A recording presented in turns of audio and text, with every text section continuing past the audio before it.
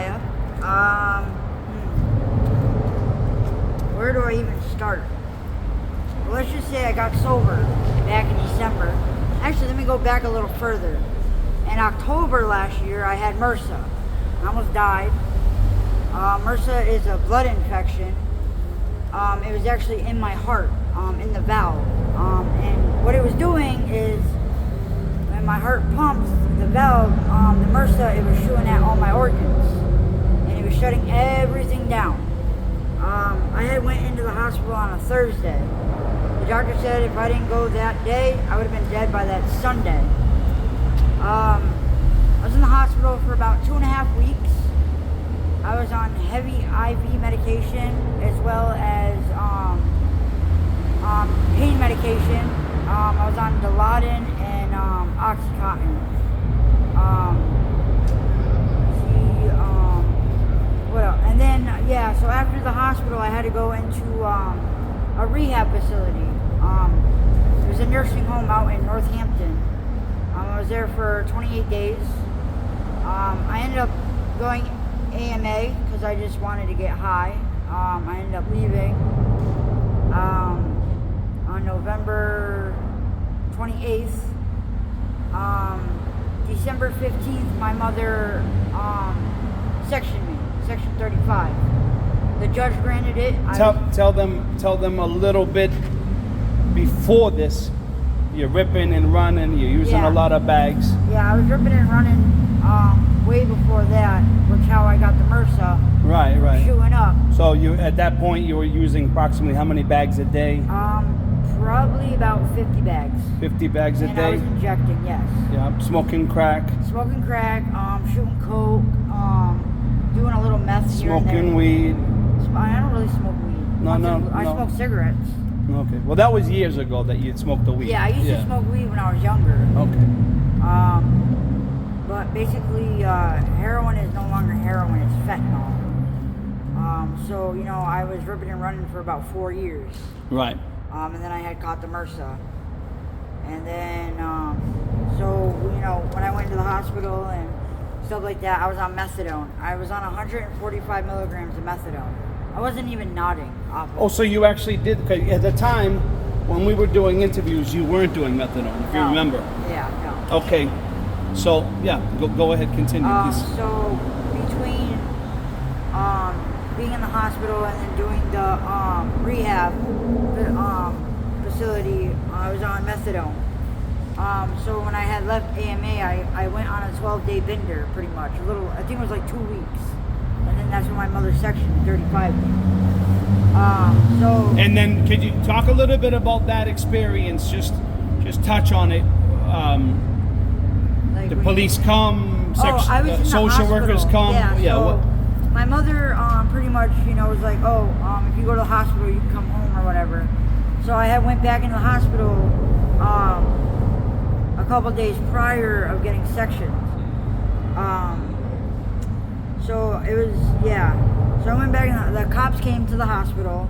They arrested me. They put me in handcuffs. They put me in the police car. Now, they arrested you or just detained you? They detained me. Okay. They put the handcuffs in the Right, front. but I mean, of course, right. So, I was very, embarrassed being in the hospital, having the police come. They brought me to the courthouse. I knew that my mother was going to section me. I just didn't know when. So when I went in front of the judge, I was the last one to go in front of the judge. It was pretty much the end of the day. And I didn't think he was going to grant it, and he did. I got sent out to Greenfield. Did they have any type of medical work showing?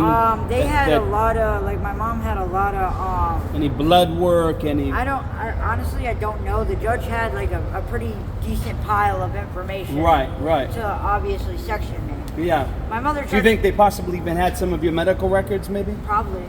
Yeah. But the doctor said that she didn't seem like it was that I didn't need to be sectioned. As we speak to a doctor or a psychiatrist or somebody before we go in front of the judge, and she felt the need I didn't need to go. Because normally the only way they really section you is if you're a harm to yourself or a harm to others. Right. So she didn't feel like I was actable, but the judge still granted it. And they probably thought that it was justifiable because using the narcotics was a harm to I was very yourself. skinny too. Yeah. I used to weigh 131 pounds. I weigh $180 now. When I relapsed, which I'll get into that. So when I got sectioned, they sent me out to Greenfield. I was there for 85 days. Really? Since we've seen each other? Yeah, I was there for 85 days. Wow. And then after that, That's quite the stretch. Now, what type of narcotics, what type of medicine, drugs did they have you on? I don't call it medicine. So they had me on methadone. They had me on 145 milligrams of methadone. Now, could you feel what they call a high? Did you feel euphoric? I mean, I had the high and the low.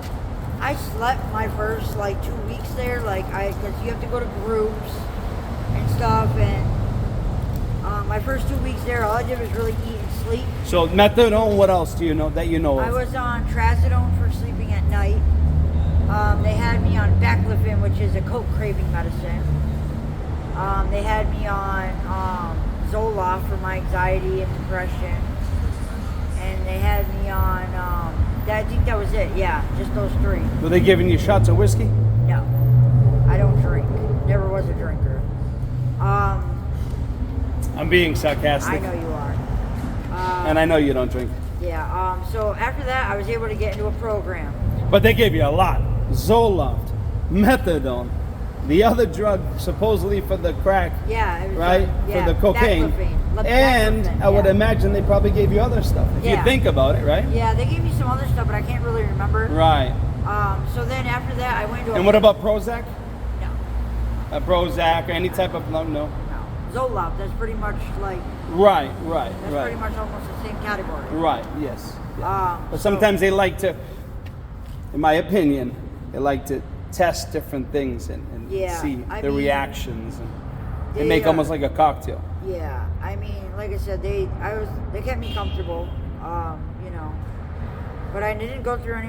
Maybe the first couple of days I was there, they had to get my methadone, at the right dose. I mean, when I first got there, I was on 90 milligrams. I worked my way up to 145 milligrams in that 85-day period. I didn't just jump from 90 to 145. It took me the whole 85 days to get from 90 to 145. So when you got on, and we'll do some more interviews, but because I have so many hours and hours of you interviews, Yeah. but I want to put this one up. Okay. So if we could fast forward to what happened when you were released. Did you leave? So when I got into the program, I was there for a week. Yep. It was St. Patrick's Day. I had left and I relapsed. I've been out here since. Okay, what's going on today? How'd you wake up? Give me the day in the life of Mariah today. This morning I woke up at 11:15. Where were you sleeping? Right here, Under the bridge. under the bridge. Very noisy. Yeah, I mean, Smells. like piss and shit. And it smells like rotten. Flesh. Well, no, mold basically. Yeah, rotten mold. Yeah. So when I got up, I immediately got up and went and panhandled. Easy little thing. Homeless, hungry, anything helps. God bless. Easy peasy lemon squeezy. Are you still hustling other ways?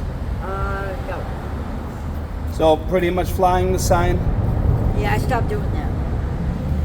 When I relapsed, I didn't do it. I just couldn't. I couldn't bear.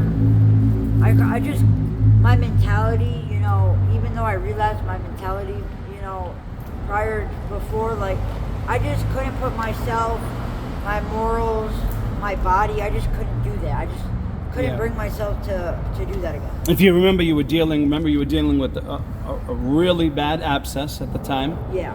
You were dealing with some other stuff going on. I got all that taken care of. I had syphilis. I got treated for that. Okay, so you got diagnosed. Yeah. I had 3 shots in my ass. Man, you were almost, Yeah. in your words, you were pretty much suicidal. Yeah. Because you were like, if this is HIV, I'm... Yeah. I'm cutting it loose. Yeah. So And I'm not saying anything you didn't say on camera. I know. With consent. But I got lucky, with the syphilis. You know what I'm saying? But I didn't catch anything else. That's all I had. And I got, it taken care of. They thought I had Hep C, but I didn't have that, which was, but they still treated me for it just in case. So yeah, I got lucky with that, just with the syphilis, But And what's going on with? Did you ever follow through with removing any of the teeth? nope, still got fucked up teeth. I have a dentist appointment actually next month. Excellent. That I've been waiting for like 4 months now. Now they're probably going to want you to take some really strong antibiotics. Oh yeah. Things of that nature before they do anything. Right. So you got to keep that in mind. Yeah. My mother's thinking about resectioning me again. She's thinking about that, yeah? Yeah. So does she come down and visit? She's gonna. And again, remember, this is going to Yeah. be public, She's so I don't want coming you to say anything you she's don't want to coming- tell. She's coming to see me tomorrow, actually. Okay. I used a friend's phone and called her. I try to check in every day with her just to let her know that I'm still alive and safe. She's not enabling me anymore. Let's just put it that way. She's not, giving me money, not letting me take in a shower. She's got all my stuff in storage. She won't even give me, my clothes. She's pretty much had her wit's end. I mean, she still will come, if I'm hungry or something, but she won't, you know what I mean? She's not enabling me like she used to. Let's just put it that way. And how do you feel about that? I understand when I'm putting my mother through, because I was doing good. I was sober for a long time and I was doing good. And when I relapsed, it hurt a lot of family and friends. When I first relapsed, every morning I wake up, like the first week I relapsed, I'd wake up and I'd cry. Like, why am I putting myself through this again? Why am I doing this? When you relapsed, did you go for the methadone in the morning, or did you just go right? I just went right into heroin. Okay, so- Right into fentanyl. All But right. I started off slow because, granted, I was on a high dose, but I still, my tolerance. Right now, I do about 2 bags a shot. You're doing about 2 bags of fentanyl a shot. Yeah. And I probably It's do. costing you probably roughly a I day. pay How much? I pay $25 a bundle. All right, and a bundle is 10 bags. 10 bags. So I probably do about 2 or 3 bundles a day. Really, 2 to 3 a day. 2 or So 3 you're not back up to the 50. No. 2 to 3. Wow. Yeah. Some days, I don't even do a whole bundle. I mean, there's some days I don't have money. But Let's just say you have money. Let's just say you have like. even if I had a lot of money, I'm still concerned because in the long run, I'm gonna eventually run out of money. So I try to make sure that I don't wake up with nothing. There's a spider right there. Yeah, I know you don't like spiders. I hate spiders. I killed it A up. black recluse. You told me the story before. Yeah, I had a brown recluse bite me in the side. And the hole was like this. Louder? Yeah, so yeah, I got bit by a It's just so spider. noisy. Yeah, I know. Right now, this is what I'm dealing with. I don't know what this is. I still haven't gone to the hospital. It's itchy. Is it your skin raised? A little bit. Not too A little bit. Yeah. I mean, it Let took me. about a week. Could I look at it again? Is it both legs?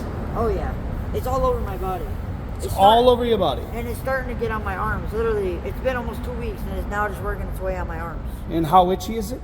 It can be itchy some days. Are you gonna have it looked at? Yeah, I got to. It's getting bad. It's getting real bad. I noticed you gained And some weight. Yeah, I gained about 70 pounds when I was in the program. Really? Wow.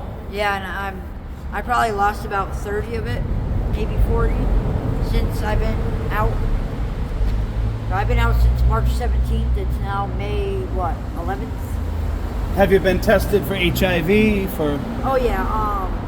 Since I been out, I had I had a follow up with the doctors for my for the syphilis and the MRSA and stuff like that. So, and then I had a full checkup, mammogram. Get my titty squeezed, my vagina looked at. So I don't have nothing. I have no AIDS, no HIV, no STDs. I have nothing. I'm pretty clear on that. are you dating now? Are you single? I'm single. I've been single for almost 5 years. Okay. And you primarily just sleeping here under the bridge? Yeah, I mean, Most of the guys leaving you alone? Yeah, I mean, they protect me. They're like my brothers, you know. I mean, it sucks it's not the same crew like it used to be, you know. Yeah, what's going on with, and again, remember, this is, you know, I don't want you I to... mean, me and Jeremiah are the only two left, and me and Jeremiah we're still close as ever, you know. Yeah. Do you guys ever talk about possibly making a change, or? I mean, I don't know. I mean, Jeremiah does his own thing. I mean, like I said, I got sober once. I can get sober again. I don't think. I mean, if my mom were to resection me, I'd probably go. Now, let me just, and I'm not trying to be disrespectful, but think about this. Were you really sober if they were pumping you, giving you the methadone, giving you the... I mean, I wasn't doing hardcore drugs, so yeah, I mean, I would consider myself sober, yeah. I'm not smoking crack, I wasn't doing fentanyl, I wasn't doing the hardcore shit. Granted, methadone it's a legal substance drug, I mean, yeah. And I was on medication for, you know, to help me sleep and to control my anxiety and my depression and... but there are doctors that legally give fentanyl as well. Yeah, but I wouldn't pharmaceutical I wouldn't grade. want that though. That's something I wouldn't want. You know, like I said, honestly, like, I mean, yeah, I would consider myself sober for about, you know, the time I was in the program and the section. You know what I mean? So you consider 85 plus 7 is 90-something days I was sober. You had mentioned before, if you could go back in time and just going back and not doing any of this. I would. Bet your ass I would. Yeah. I would stay away from the man who introduced me to it. That man's in jail now. But that's a whole different subject. Yeah, we touched on that before. So give me a day in your life now. You're waking up. Sometimes you can just buy a bag, sometimes you buy a bundle, sometimes you buy more. Obviously, the more you buy, the less you pay. So just kind of walk me through like the struggles and the challenges of your day, being homeless and being addicted to primarily fentanyl. Are you as heavy with the crack as you were before? No? Absolutely not. I probably only smoke about $40 worth. About $40 a day? Yeah. And do you think that has a lot of fentanyl in it? Do you try to buy it where it doesn't, or you try to buy it, or you prefer it mixed? I mean, honestly, I'd rather it. I mean, if it's mixed, so I look at it this way, you know, if you do dope and you do crack, so say I do a bag of dope, right, and then I go take a hit of crack. If I continue smoking, eventually I'm gonna get sick because the coke eats up the fentanyl. So if I have crack and it's got fentanyl in it, I'm not going to get sick right away because it's mixed. But honestly, like, lately I don't really know what I'm getting unless I test it. Keep talking.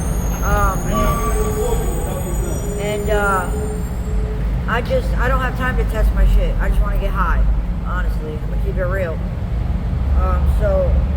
But sometimes I can tell if there's fentanyl in it. If I take a hit and I feel tired and I don't feel that ooh like I should, then obviously there's fentanyl in it. Because I shouldn't be taking a hit of crack and falling asleep. So that means there's fentanyl in it. You know what I mean? So do you think you can usually tell? Yeah, I can tell if there's fentanyl or not. Jeremiah mentioned there's a taste sometimes. Yeah, that too. But obviously that feeling. Yeah, that right, feeling. right. If I feel tired or sleepy after I take a hit, then obviously there's fentanyl in it. Because dope is a downer. Now some places have the horse tranquilizer. Is that something you're interested in? Oh, hell no. I'm glad I haven't gotten a bag like that yet.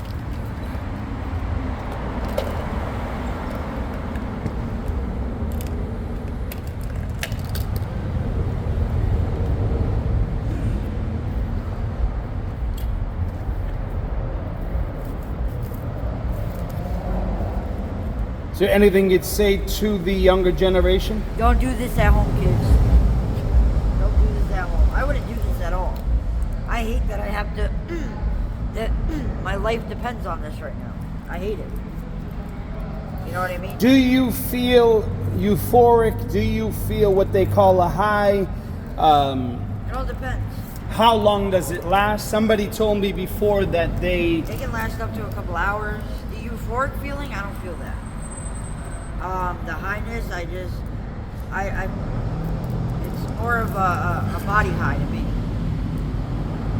Sometimes it's, If you were to take, because you're saying you take approximately 2 bags, how many bags are you going to use now? 2. Is that scraping or those are real bags? These are real bags. All right, so maybe you could Well, maybe like hold that, after you do that, hold that up to the camera. It's a tiny amount. Well, they're not going to be able to see that, but when you fill that little, yeah, what do you call that, a burner? a cooker. A cooker, excuse me, a cooker. So that's 2 bags. Yeah. Does that have a name? One of them is called Juicy World, and the other one is called Sea World? Juicy World. Oh, Juicy World. And this one's called BMT.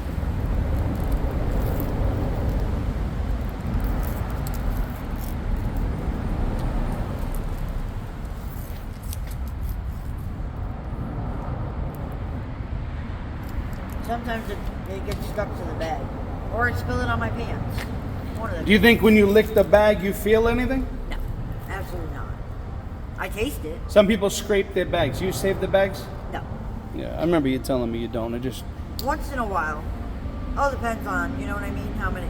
I mean, if I have a bundle, I'll save some. You know what I mean? But if I only have like a couple bags, like, then what's the point? You know? Are you having a difficulty finding veins? Yeah, it was a small abscess. I popped it. It was a small one. It was from a missed coke shot. When you miss coke, it sucks because 1, it burns. 2, it's not a good feeling. Do you prefer smoking the crack or shooting the coke? I mean, it all depends. I mean, I love smoking my crack. When I shoot coke, I sometimes get paranoid depending on how good it is. So yeah, I prefer smoking it over shooting it because I don't like to feel paranoid. Do you ever feel that the fentanyl's killing you? Killing my brain cells. Have you overdosed recently? No. Knock on wood. How many times have you overdosed? One time, 3 years ago, on March 8th.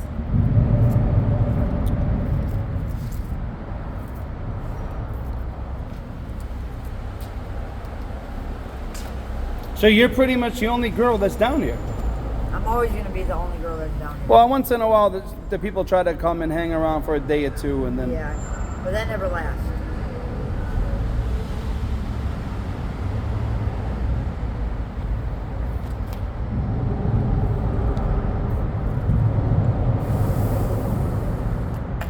Got it.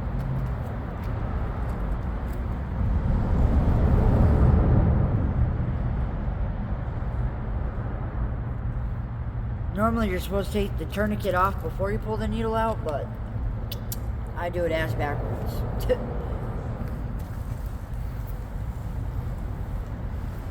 And then when I'm done, I rinse my needle out so that way it takes whatever, blood that's still in the needle, so that way it doesn't get clogged. You're only supposed to use a needle 1 time, but I usually use my needles about anywhere between 5 to 10 times. Are they giving you, like, if you go in, they'll give you 20 needles, 40 needles, 10 needles? Okay, so usually if you don't bring any needles back, they only usually give you up to 10. But Oh, they want you actually to bring them back? Yeah, if you bring them back, like say if I brought 30 needles back, they would give me 30. Really? Yeah. So that's why I see sometimes people picking up used needles. Yeah, I never use needles. Well, I mean, No, yeah, you but bring them from what back, I understand, some Yeah. people pick them up to bring them back in the hopes that they can actually sell the needle for $1. A used one? No, a new one. Yeah. So sometimes if you didn't have a needle,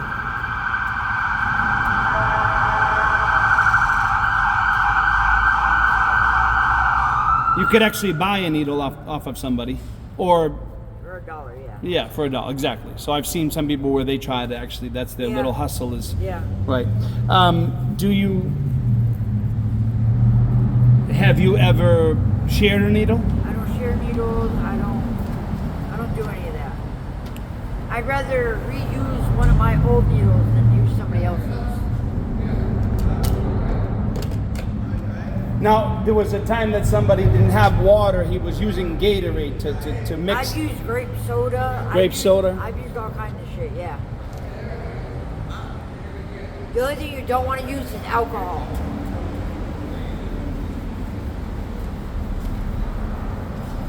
Yeah, it's even on my feet. This foot used to be really swollen. I had a pinched nerve. I went to the hospital and everything for it. So I see the eyes closing. Are you feeling anything? Oh yeah. And I'm also itching my foot and it feels good. Now, does that feel, the feeling from the bags, do you feel, as if you feel good, you feel high, you feel good, euphoric? I feel high. And how long approximately will that last? Probably like 20, 30 minutes. Sometimes I fall asleep. Sometimes I get motivated. Just all depends on what kind of bag it is. But 50% of the time okay, so 50-50. 50 I sleep, 50 I get up and get motivated. All depends on the kind of bag it is. You ready to sleep now? No. You're undecided. Actually, I'm probably gonna go panhandle at Pride for a little while. Try to get up some more money. 'Cause I'm broke. I only got about $3 right here. All right. Well, we'll speak again, hopefully, and. This is my stress reliever too. Yeah, I was very excited to see you. I was excited to see you as well, and to Jeremiah. Love you guys very much. Very concerned about you. Pray for you, and obviously. I'm more excited to see you than I am about money, drugs, recording. I mean, you're a blessing, and you have made a very, very deep impact in my life. I told you more on camera and in person than I've ever told anybody in my life. I appreciate that trust. I have. I risk my life to do this. My natural life. I have built I have built a really good rapport with you. Yes. I have poured my heart and soul and cried and I opened up old wounds that I didn't want to unravel. Just because sometimes you just need to get shit off your chest. Peace. I love you, Mariah. I love you, Mike.